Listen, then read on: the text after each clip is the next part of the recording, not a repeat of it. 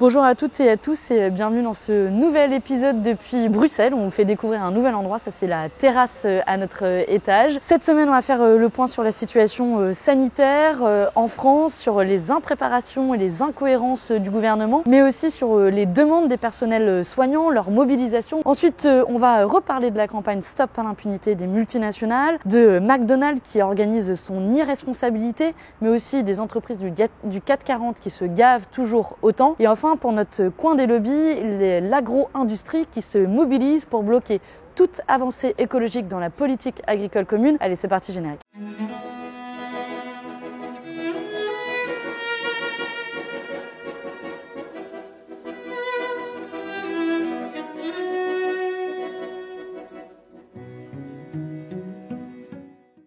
Impossible de ne pas commencer cette AQC cette semaine sans évoquer de nouveau la crise sanitaire à laquelle nous faisons face. Force est de constater, et le gouvernement le reconnaît lui-même, ça a fait d'ailleurs la une du JDD le week-end dernier. Nous sommes dans la deuxième vague que l'on craignait, que l'on redoutait et pour laquelle on avait aussi tenté d'avertir avec mes collègues de la France Insoumise, pas pour jouer les oiseaux de mauvais augure, mais plutôt pour se préparer, anticiper, planifier, bref, tirer les leçons de la première vague et de la première crise que nous avons connue. Et force est de constater que le gouvernement reproduit là aussi les mêmes erreurs, alors que nous sommes en train de voir une augmentation importante du nombre d'hospitalisations, du nombre de réanimations, alors sans atteindre pour le moment encore les sommets qu'on a pu connaître en mars-avril, mais on risque de s'y approcher et donc d'où l'urgence et la nécessité de s'organiser et planifier. Mais là, quand on regarde de près ce que fait le gouvernement, on assiste à peu près à la même cacophonie que celle à laquelle on a assisté en mars-avril dernier, avec des règles qui changent tout le temps, qui sont parfois contradictoires et face auxquelles il est difficile d'avoir de la lisibilité. On a eu le cas de Marseille où du jour au lendemain, on a à peu près tout fermé et face au tollé, on a dit bah non, on attend 48 heures, donc on laisse le virus se propager 48 heures. S'il y avait urgence, pourquoi vous fermez pas tout de suite et pourquoi vous réouvrez après quelques jours après, une fois que Paris passe dans la même situation en zone écarlate. Et globalement, c'est difficile d'y voir clair parce que y a des choses qu'on ferme et pas d'autres. Les bars, c'est non. Par contre, les transports en commun, les entreprises, les facultés, le virus ne semble pas se propager. Et pour le gouvernement, c'est un peu comme si, vous savez, la journée, le virus, il se balade, je sais pas, dans des salles de sport. Et puis, le soir, il va dans les bars et dans les soirées entre amis. Par contre, il n'est pas du tout présent dans les transports en commun, pas du tout présent dans les entreprises. Le gouvernement n'oblige toujours pas le télétravail. Et on le voit pour ceux qui prennent les transports en commun qu'ils sont toujours aussi bondés. Face à tout ça, les indicateurs et les codes couleurs, eux aussi, ne cessent d'évoluer à tel point qu'il est difficile d'y voir clair. Et en fait, de nouveau, on change le discours politique et les recommandations pour s'adapter aux pénuries. On l'a vu aussi, la difficulté sur les tests. Si vous avez fait l'expérience de passer un test, vous avez vu le temps que ça peut prendre, notamment pour avoir les résultats, et c'est difficile de piloter une crise sanitaire dans ces conditions. Et donc, face à tout ça, de nouveau, la communication prend le pas sur la responsabilité politique. On peut annoncer des mesures de couvre-feu entre telle heure ou telle heure, la fermeture de tel ou tel établissement, pour démontrer qu'on fait quelque chose et que le gouvernement tente de faire quelque chose. Sauf qu'à tout ça, il manque des explications claires, il manque de la cohérence, il manque de l'anticipation, il manque de la planification, il manque surtout du soutien à nos personnels soignants qui, eux, crient la même détresse et la même difficulté que celle à laquelle ils ont fait face déjà en mars-avril. Et du côté des personnels soignants, la situation est extrêmement difficile et c'est à eux que je voudrais aussi penser dans cette AQC, leurs primes ne sont pas toutes tombées, les heures sup n'ont pas toujours été payées et surtout il y a un manque de personnel encore criant. C'est pour toutes ces raisons que le personnel hospitalier était dans la rue encore cette semaine pour demander des moyens humains et financiers qui manquent encore aujourd'hui à l'appel. Je ne sais pas si vous avez vu d'ailleurs à ce sujet, il y a eu un sondage assez inquiétant qui est paru cette semaine qui dit que 40% des infirmiers et des infirmières veulent changer de métier et plus de la moitié se considèrent en burn-out. Donc on a cramé, entre guillemets, une profession faute de moyens financiers, humains suffisants. Et on voit très bien que les hausses de salaire qui ont été annoncées, alors elles sont évidemment bienvenues, mais elles restent aujourd'hui insuffisantes et surtout elles cachent un abandon plus général de l'hôpital de la part des pouvoirs publics. Alors, c'est le cas de ce gouvernement, mais c'était le cas aussi des gouvernements précédents. Un abandon qui se continue. Marianne a publié un article cette semaine et le souligne en disant que le projet de loi de financement de la sécurité sociale demande encore 900 millions d'économies aux hôpitaux. 900 millions. C'est-à-dire, ils viennent de vivre une des pires crises et on leur demande quoi? De serrer encore la ceinture alors que les moyens financiers étaient déjà insuffisants. C'est encore plus d'austérité alors que les soignants ne se sont pas remis du chaos de février, mars, avril, que les moyens exceptionnels qui ont pu leur être donnés à ce moment-là n'en sont plus là. D'ailleurs, il y a, dans le sondage dont je parlais tout à l'heure, il y a 2/3 des infirmiers qui déclarent que leurs conditions de travail se sont détériorées depuis le début de l'année. Dans ce contexte, toute pression budgétaire supplémentaire, toute austérité supplémentaire sera et pourra être la goutte d'eau de trop pour tout ce personnel soignant sur qui cette bataille repose. En parallèle, et c'est un des éléments les plus importants, depuis le confinement, tous les personnels qui sont nécessaires et supplémentaires n'ont pas été recrutés. Et c'est une des demandes principales des soignants. Et les lits de réanimation n'ont pas été créés. Donc c'est vraiment un manque humain auquel on fait face. Et du coup, en conséquence, les personnels soignants savent qu'ils risquent de passer les prochains mois à gérer en sous-effectif un plateau épidémique qui risque de rester élevé. Et face à tout ça, Olivier Véran, il a fait un thread sur Twitter où en gros il expliquait que demander plus de lits de réanimation, c'était vouloir plus de morts parce que c'est des gens qu'on envoyait au casse-pipe et qu'on ne pouvait pas gérer la crise sanitaire de cette manière-là. Et moi j'ai envie de lui répondre, évidemment qu'on n'a pas envie que ces lits soient remplis, mais en même temps on est obligé d'anticiper et de prévoir. Et que oui, des lits de réanimation ne sont pas faits pour être occupés, mais qu'on est obligé d'anticiper au cas où l'épidémie s'accélère, pour être en capacité d'y répondre. Et ça suppose d'anticiper, de planifier ce que le gouvernement se refuse à faire. Et moi, j'ai envie de lui poser la question, va-t-on attendre le dernier moment pour avoir un nombre important de lits de réanimation ou est-ce qu'on est capable, pour une fois, d'anticiper un minimum? Et ça doit être la priorité, à notre sens, en ce moment, remettre de l'argent dans le soin, mais aussi dans le lien, dans ces métiers qui sont souvent féminisés, souvent oubliés, mais qui sont essentiels, qui plus est en ce moment pour faire société. Cette semaine, je vais vous parler encore de notre campagne Stop à l'impunité des multinationales, parce que le fait est que l'actualité regorge d'exemples, de cas d'études qui démontrent la nécessité de réguler les entreprises multinationales pour qu'elles ne soient plus d'une part des espèces de boîtes à cash pour les actionnaires, et d'autre part pour les rendre responsables juridiquement quand elles violent les droits de l'homme ou les droits sociaux. Et c'est ces cas d'études qui nourrissent ici notre travail parlementaire dont on vous parle depuis le début de cette campagne. Il y a d'abord eu un rapport, vous l'avez peut-être vu passer, de l'Observatoire des multinationales, de Bastamag, mais aussi d'Attaque avec Maxime Combe, qui démontre une fois de plus, j'ai envie de dire une énième fois, comment les profiteurs de la crise ont œuvré ces derniers mois et se sont enrichis ces derniers mois grâce à des aides d'État, grâce à des aides publiques. Qui regardent précisément pour les entreprises du CAC 40 qui ont touché, le CICE c'est un classique, mais aussi qui ont bénéficié du système de chômage partiel, qui ont eu aussi des aides sectorielles parfois, qui ont bénéficié des baisses d'impôts de production qui vont être encore augmentées dans le projet de loi de finances qui est discuté en ce moment. On parle quand même de 20 milliards d'euros, c'est pas rien. Il y a eu aussi des rachats de dettes de la part de la Banque centrale européenne. Bref, il a plu des aides publiques et ce sans aucune contrepartie contraignante. Le gouvernement a fait quelques vœux pieux qui sont tombés dans l'oreille de sourd, faute de contraintes vis-à-vis de ces entreprises. Et le résultat, c'est ce que démontre le rapport, il est sans équivoque, sans appel. C'est d'une part, une grande partie de cet argent public s'est retrouvé dans les mains et dans les poches des actionnaires qui se sont enrichis, puisque seulement un tiers des entreprises du CAC 40 ont provisoirement suspendu le versement de dividendes, provisoirement, mais le reste, les 2 tiers, ont versé des dividendes et quand même 34 milliards d'euros. C'est pas rien. Il y a quelques exemples qui sont assez frappants. Il y a 14 entreprises qui ont touché le chômage partiel, mais qui ont versé des dividendes, parmi lesquels on trouve Bouygues, Carrefour, LVMH, Michelin et tant d'autres. Si on regarde aussi dans le détail, on a Carrefour qui a versé 185 millions d'euros de dividendes à ses actionnaires, ce qui fait en moyenne plus de 9 000 euros par caissière, alors que ces mêmes caissières ont touché une prime de seulement 1 000 euros. Donc plutôt que de verser de l'argent à ses actionnaires, Carrefour aurait pu augmenter la prime des caissières qui ont été les véritables premières de corvée durant la crise.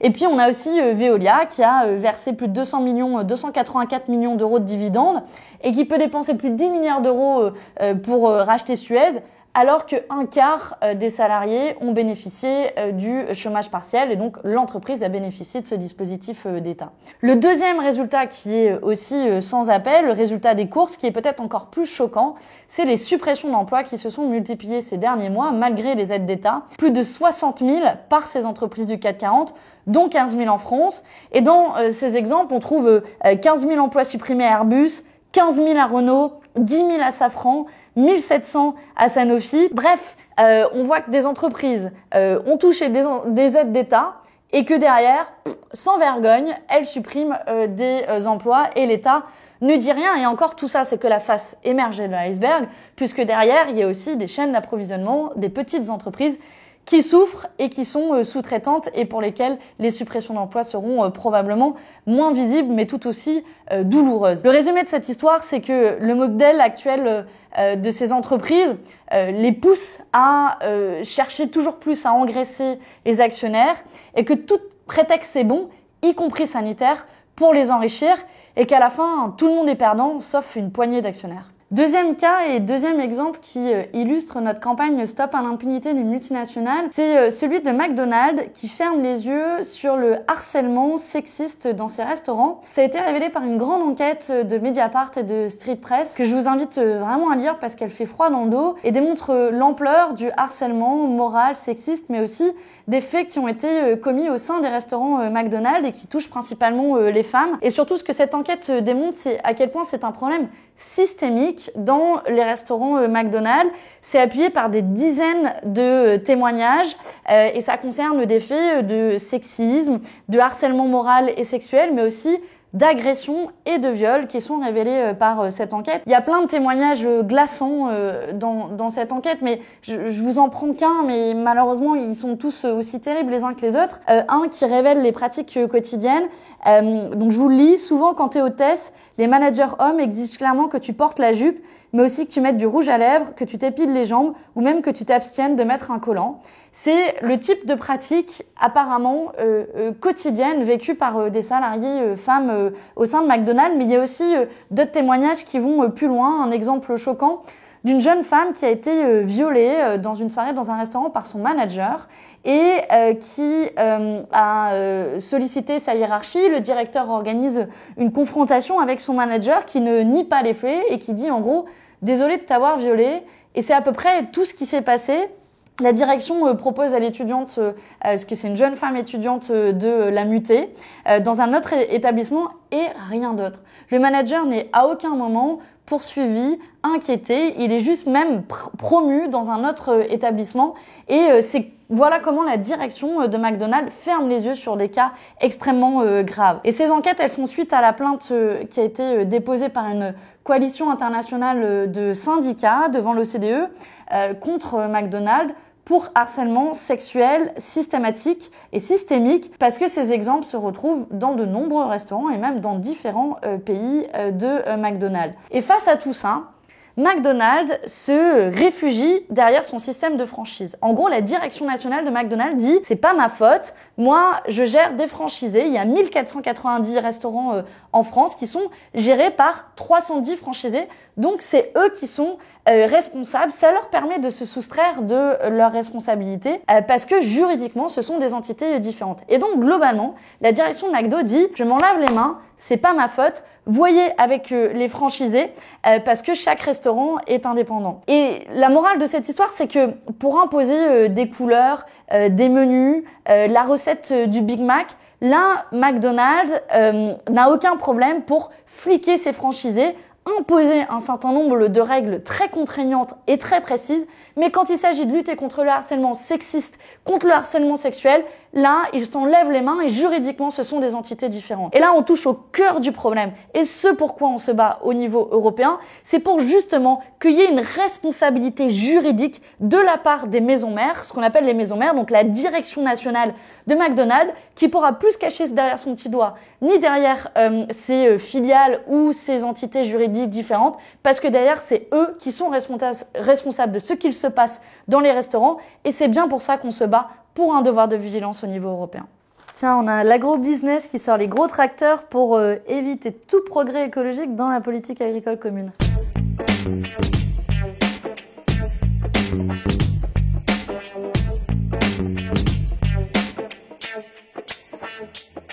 Cette semaine, dans notre coin des lobbies, on a l'agro-business qui est vent debout pour tenter de bloquer toute avancée écologique dans le cadre de la politique agricole commune que l'on va débattre et voter la semaine prochaine. Alors c'est le moment idéal pour eux pour s'activer, et la politique agricole commune, c'est pas rien, c'est le premier budget européen, c'est plus de 300 milliards d'euros dans le programme jusqu'à 2027, et toutes les politiques agricoles au niveau européen sont coordonnées. Alors tu m'étonnes, il y a une manne financière sur laquelle mettre la main, et surtout un modèle agricole passé à mon sens, mais un modèle agricole qui défend des énormes terres qui n'ont que faire de l'environnement et qu'il tente de défendre ici au niveau européen. Alors comme souvent, c'est l'ONG Corporate Europe Observatory, CEO, qui nous a alerté sur les pratiques de lobbying de l'agro-business, et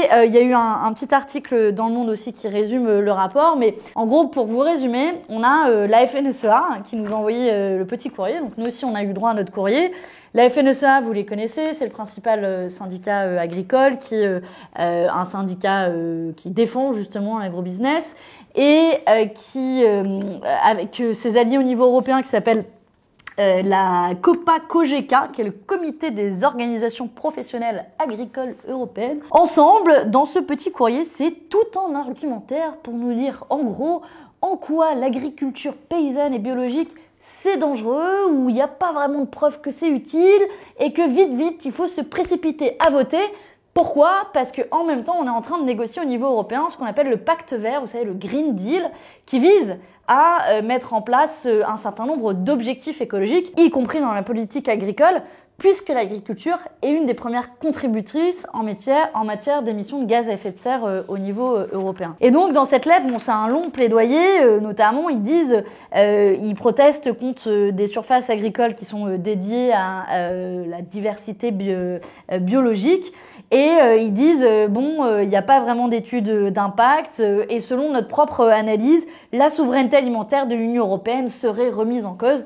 Bon, l'agriculture biologique, c'est mauvais pour la souveraineté alimentaire, on aura vu mieux en termes d'arguments. Et tout ça, malheureusement, tombe pas dans l'oreille de sourd, puisque le président de la commission agriculture ici au Parlement européen tient des positions très conservatrices, qu'on retrouve même aussi du côté de la Commission européenne et d'une partie de l'administration, et qui reprennent un peu mot pour mot ces argumentaires que l'on reçoit. Tout ça passe aussi par des pratiques informelles, des cadres comme le groupe de dialogue civil qui ont été créés par la Commission pour échanger sur la PAC, et dans lequel on retrouve essentiellement ces lobbies. Bref, tous les outils sont bons à quelques jours du vote pour essayer de mobiliser et de bloquer toute ambition écologique dans ce texte.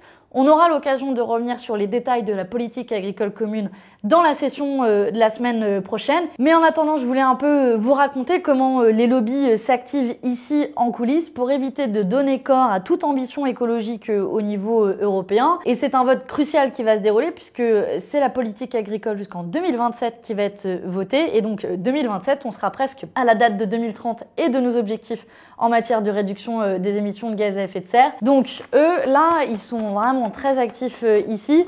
Et à n'en pas douter, on devrait retrouver une partie de leurs arguments dans les votes de la semaine prochaine. Affaire à suivre. C'est la fin de ce 43e épisode de Le Brick qui court. Merci beaucoup à vous de l'avoir suivi. Comme d'habitude, si vous passez par là pour la première fois, n'hésitez pas à vous abonner pour recevoir les notifications des prochaines vidéos et puis à partager la vidéo, la commenter, l'aimer si vous l'avez aimé. Bref, faites-en ce que vous voulez. Nous, on se retrouve la semaine prochaine pour une semaine de plénière. À l'heure où je vous parle, on ne sait toujours pas si c'est à Strasbourg ou à Bruxelles. Notamment, un gros sujet en débat, ce sera la politique agricole commune. On aura l'occasion d'y revenir en détail la semaine prochaine. D'ici là, portez-vous bien, prenez soin de vous surtout. Et puis, je vous laisse avec une chanson qu'on a chantée dans la rue cette semaine avec les soignants. Il y a de la colère dans le cathéter, une chanson qui est malheureusement plus que jamais d'actualité. Allez, à la semaine prochaine. Il coupe tous nos moyens, il dit ça ira bien. Attention, il y a urgence, c'est fou, ça se passe en France. Nos médecins n'en peuvent plus, c'est simple, on n'en trouve plus. Prendre soin des patients, c'est pouvoir prendre le temps de leur tenir la main, de leur mettre un bassin. Rassurer les familles, putain, sont des humains. On manque de personnel, d'une prise en charge humaine. Plus le temps de les écouter, pas moyen de bien soigner. Entendez notre peine, ce boulot c'est sûr on l'aime. Soyez sûrs on le perd, y a la colère dans le cathéter. Pendant que partout en France, les gens partent en vacances. On nous dit qu'aux urgences, on n'aura pas cette chance.